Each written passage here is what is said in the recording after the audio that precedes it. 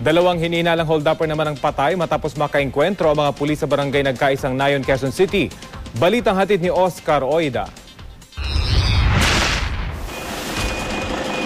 Alas 9 kagabi, nang matuldukan ang muna'y pambibiktima ng dalawang hininalang hold-upper, makarang mapaengkwentro sa mga pulis sa may Pasacolo Street, barangay Nagkaisang Nayon sa Quezon City. Bago ang sinasabing shootout, una-muna daw ng biktima ang mga suspect sa tapat ng isang supermarket sa may Quirino Highway.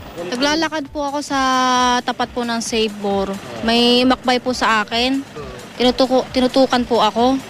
Tapos noon sabi niya, huwag kang gagalaw, huwag kang sisigaw, hold up to. Yun po, tapos sabi niya po, bigay mo sa akin lahat ng gamit mo. Binigay ko po yung bag ko, ganito po.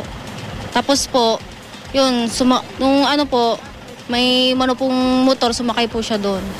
Buti na lang daw at may nagpapatrulyang pulis sa lugar noong mga panahon yun, kung kaya't agad siyang nakahingi ng saklolo.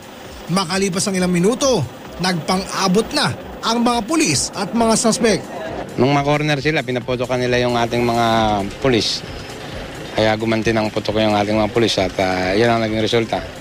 Nabawi mula sa mga napatay na suspect ang 2 kalibre 38 at mga gamit ng kanilang biktima. Hindi pa man natatapos ang investigasyon, isa pa ng biktima ang lumutang sa crime scene. Anya, hinold up din daw siya ng 2 napatay na suspect. Sila po yung kasi nandun po yung gamit ko saka yung cellphone nasa loob po ng suspect po.